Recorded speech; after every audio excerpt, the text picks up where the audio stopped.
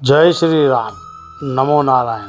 हर हर महादेव। તારીખ 5મી મે ઘણી રાશિઓના સફળતાનો તબક્કો શરૂ થઈ જશે અને કેટલાક જાતકોને અધોધધ લાભ થશે, કારણ કે એકાદશ યોગનો ઘણી રાશિ ચક્ર પર પ્રભાવ પડી.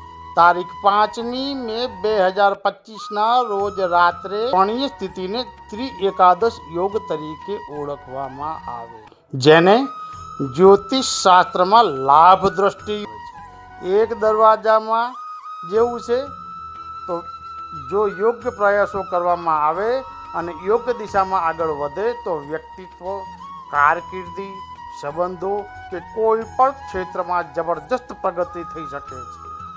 આ યોગ વિશે એવું પણ કહેવામાં આવે છે કે તમે પ્રયાસ કરો તો તમને મળશે આ પ્રકારનો યોગ. ભલે વ્યવસાય અને સંપત્તિના સ્વામીના આ સંયોજનોનો તમામ રાશિ ઉપર વ્યાપક પ્રભાવ પડશે, પરંતુ 5 રાશિઓ માટે સફળતાનો એક તબક્કો શરૂ થઈ રહ્યો છે. એ 5 રાશિ કઈ છે હું તમને જણાવું છું, સાંભળજો. મેષ રાશિ 5મી મે રોજ બનનાર બુધ અને ગુરુ એકાદશ યોગ મેષ રાશિ માટે નવી શક્યતાઓના દ્વાર ખોલશે. આ સમય દરમિયાન તમારી રાશિનું 3જું ઘર સક્રિય રહેશે, જે વાતચીત, નેટવર્કિંગ અને સાહસિક પ્રયાસો સાથે સંબંધિત રહેશે. વ્યવસાય અથવા કારકિર્દીના ક્ષેત્રમાં કરવામાં આવેલી યાત્રાઓ લાભદાયક રહેશે અને તમારી વાતચીત કુશળતા લોકો પર ખૂબ જ ફળદાયી રહેશે. આવકના નવા દરવાજા ખુલશે. પારિવારિક વાતાવરણમાં ખુશનુમા રહેશે. ભાઈ બહેનોનો સાથ સંબંધો કાળ માટે પણ સમય અનુકૂળ છે. પરિવારનું વાતાવરણ ખુશનુમા રહેશે. તમારા જીવન રાશિ કર્ક રાશિના લોકો માટે આ સામાજિક અને આર્થિક દ્રષ્ટિએ પ્રગતિનો સમય છે. ગુરુ ગ્રહ લાભ ગૃહમાં શુભ સ્થિતિમાં છે, જેના કારણે કાર્યસ્થળમાં પ્રશંસા અને પ્રમોશન સાથે બોનસ પણ મળવાની શક્યતાઓ છે.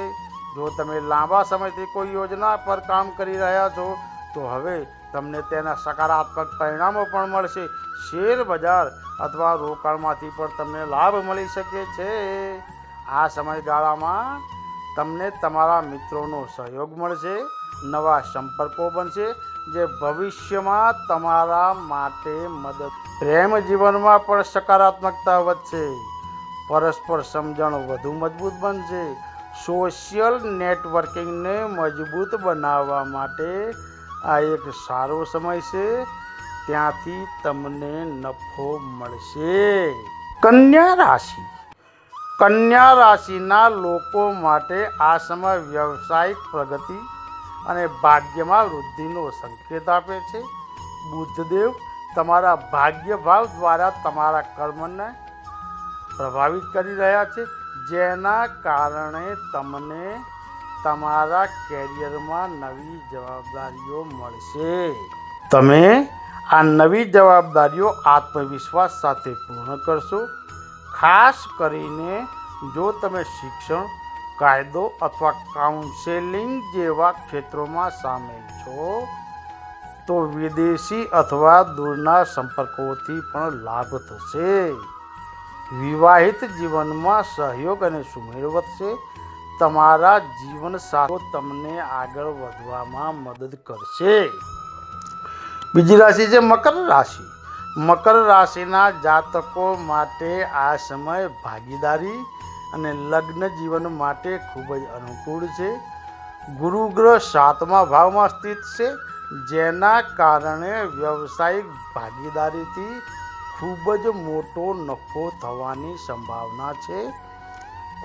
નિર્ણય તમારા પક્ષમાં આવી શકે છે. વિવાહિત જીવનમાં મધુરતા આવશે અને સુમેળ વધશે. લગ્નનું આયોજન કરી રહેલા લોકો માટે આ સમય અનુકૂળ છે.